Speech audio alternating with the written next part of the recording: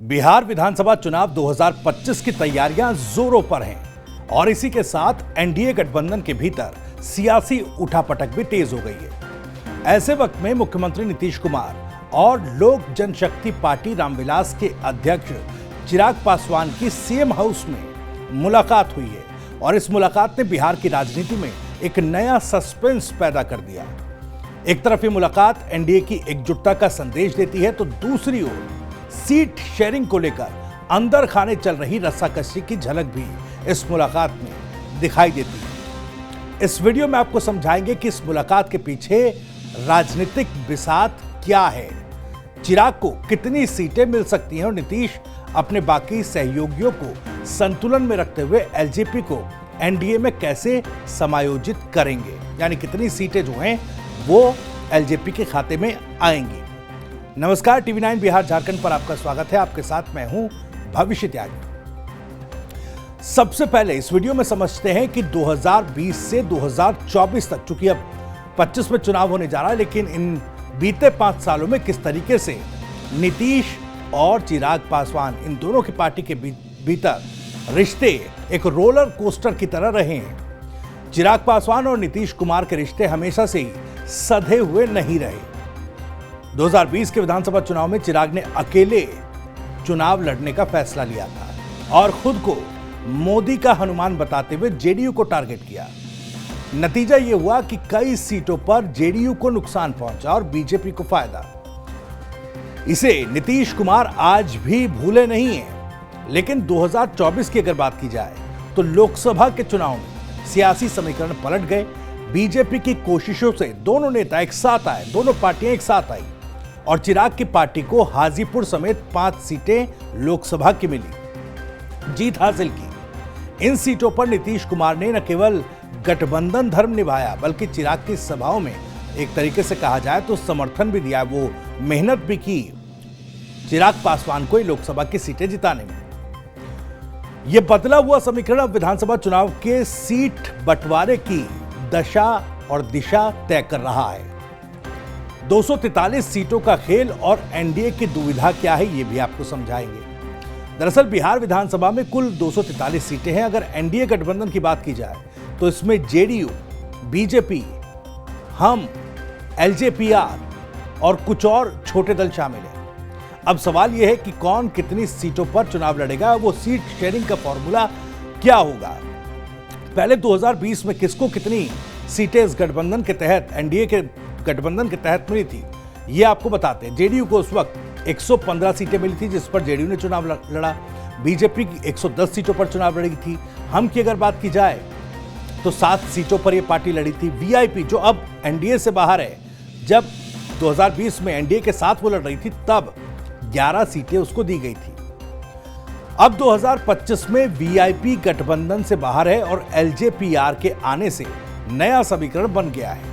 ऐसे में सीटों का बंटवारा एक बेहद संवेदनशील मसला एनडीए के लिए बना हुआ है। किस तरीके से तमाम दलों को समायोजित किया जाए, किसी की नाराजगी सीट शेयरिंग को लेकर ना हो, इसका भी खास ख्याल रखा जा रहा है। चिराग पासवान की मांग क्या है और रणनीति क्या है, इसको थोड़ा समझने की कोशिश करते हैं। दरअसल चिराग पासवान विधानसभा चुनाव में सम्मानजनक हिस्सेदारी की बात कर चुके हैं।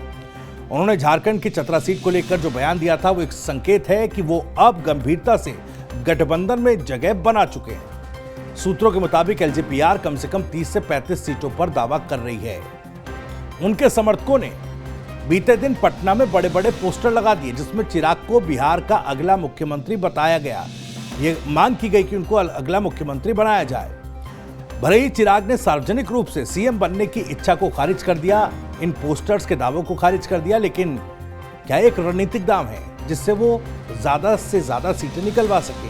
प्रेशर पॉलिटिक्स क्या चिराग पासवान इन पोस्टर्स के जरिए या एलजेपीआर इन पोस्टर्स के जरिए करती नजर आ रही है, ये भी एक सवाल है। इस प्रेशर पॉलिटिक्स के कारण क्या है? पहला, दलित वोट बैंक। रामविलास पासवान की विरासत के कारण चिराग पासवान जाति में एक मजबूत पकड़ रखते हैं। बिहार में करीब 16% दलित वोटर्स हैं, जिसमें पासवान समुदाय की तादाद करीब 5 से 6% मानी जाती है। युवा अपील जो दूसरा फैक्टर, चिराग की भाषण शैली और सोशल मीडिया पर पकड़ उन्हें युवाओं के बीच लोकप्रिय बनाती है। और इसी वजह से कहीं ना कहीं वो इस बार ज्यादा सीटों की उम्मीद लगाकर बैठे हैं। उधर जेडीयू नीतीश की रणनीति क्या है, यह भी समझने की कोशिश करते हैं। सीधे तौर पर इस विधानसभा चुनाव में जो कई पैमानों पर, कई मायनों में खास है, दिलचस्प है, इसमें सबसे पहली चीज नीतीश कुमार या जेडीयू इस तरीके से अपने गठबंधन या घटक दलों को साथ लेकर चलेंगे सीट शेयरिंग के मामले में, खासकर कि दोस्ती बनाए रखें, लेकिन बैलेंस भी बनाया जाए ताकि गठबंधन के हर दल को एक फॉर्मूले के तहत सीटें दी जा सके। नीतीश कुमार भले ही गठबंधन धर्म निभा रहे हो, लेकिन वो चिराग को मनमानी सीटें देने के मूड में नहीं है। हालांकि कहा जा रहा है कि इस बार उनको ज्यादा सीट मिलने की उम्मीद है, लेकिन कहीं ना कहीं वो कैप जो है नीतीश कुमार लगाना चाहते हैं। इसका एक बड़ा कारण है बीजेपी और जेडीयू के बीच पुरानी खींचतान। नीतीश जानते हैं कि अगर चिराग को ज्यादा सीटें दी गई तो बीजेपी का दबाव बढ़ेगा कि उन्हें भी ज्यादा हिस्सेदारी दी जाए, और बीजेपी कहीं ना कहीं इस बार बड़े भाई की भूमिका में चुनाव लड़ने का मूड बना रही है। इससे जेडीयू का कोटा घट सकता है, जो नीतीश को मंजूर नहीं होगा। नीतीश क्या चाहते हैं? दरअसल सूत्रों के मुताबिक चिराग को 15 से 20 सीटें जो हैं वो दी जाए, खासतौर पर दलित बहुल इलाकों में। जेडीयू को 100 से 105 सीटें मिल जाएं, वहीं बीजेपी को 110 से 115 सीटें, बीजेपी खुद 120 तक सीट चाह रही है। लेकिन इस बार बीजेपी का साफ संकेत राजनीतिक तौर पर है कि उसको बड़े भाई की भूमिका में बिहार में खुद को स्थापित करना है। बाकी सीटें हम और छोटे दलों के लिए छोड़ दी जाए। ये कहीं ना कहीं सीट शेयरिंग का एक फॉर्मूला, और चिराग पासवान के लिए कम से कम 15 से 20 सीटों की बात इस फॉर्मूले के तहत चल रही है। जातिगत समीकरणों का खेल भी इसमें बड़ा है। बिहार में जातिगत समीकरण हर चुनाव का आधार बनते हैं। इस बार जातिगत जनगणना से इसे और धार दी गई, और चिराग ने पीएम मोदी की तारीफ कर यह जताया कि वो जातिगत मुद्दों पर एनडीए के साथ खड़े हैं। दलित वोट बैंक एलजेपीआर को मिलने वाली सीटें ऐसी जगहों पर होगी जहां दलितों की संख्या ज्यादा है।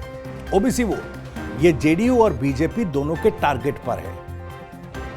सवर्ण और अति पिछड़ों को लेकर हर कोई अपने अपने सियासी दाव चल रहा है, लेकिन सवर्ण और अति पिछड़ों पर बीजेपी की मजबूत पकड़ इस बार मानी जा रही है। नीतीश की कोशिश है कि दलित वोट बिखरे नहीं, इसलिए चिराग को पूरी तरह साथ रखना जरूरी है, लेकिन उतना ही जरूरी है कि उन्हें ज्यादा ताकत न दी जाए कि वो फिर से 2020 जैसी कोई चाल करें। विपक्ष की चिंता और एनडीए का 225 प्लस का टारगेट। देखिए, विपक्ष को इस बात की चिंता है, और विपक्ष की चिंता तब और बढ़ गई जब आरसीपी सिंह और प्रशांत किशोर एक साथ आ गए। खैर, एनडीए ने इस वक्त बिहार में 225 प्लस का टारगेट रखा हुआ है। महागठबंधन में आरजेडी, कांग्रेस और वामदल शामिल है, लेकिन तेजस्वी यादव जातीय जनगणना और रोजगार जैसे मुद्दों को उठाकर अपनी अपील बढ़ाने की कोशिश में है। ऐसे में अगर एनडीए नीतीश के अनुभव, बीजेपी के कैडर और चिराग के दलित वोट बैंक को एक साथ रख दे तो 225 सीटों का टारगेट नामुमकिन नहीं लगता, खासकर तब जब विपक्ष एक तरीके से देखा जाए तो बिखरा हुआ हो। अब क्या चिराग को मुख्यमंत्री पद का प्रलोभन भी दिया जाएगा? फिलहाल चिराग खुद कह चुके हैं कि बिहार में मुख्यमंत्री की कोई वैकेंसी नहीं है। इसका मतलब साफ है कि वो खुद मुख्यमंत्री पद नहीं मांग रहे, लेकिन भावी सीएम का चेहरे बनने की संभावनाएं अभी जिंदा हैं।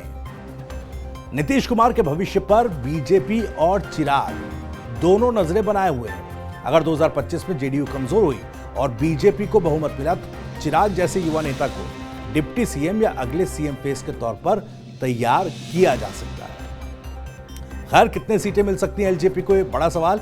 सभी समीकरणों को देखते हुए एक संभावित सीट शेयरिंग फॉर्मूला जो है वो इस तरीके से बन सकता है कि बीजेपी को 110 से 115, जेडीयू को 100 से 105, एलजेपी को 15 से 20, हमको 5 से 6 सीटें और अन्य दलों को 2 से 4 सीटें दी जा सकती हैं।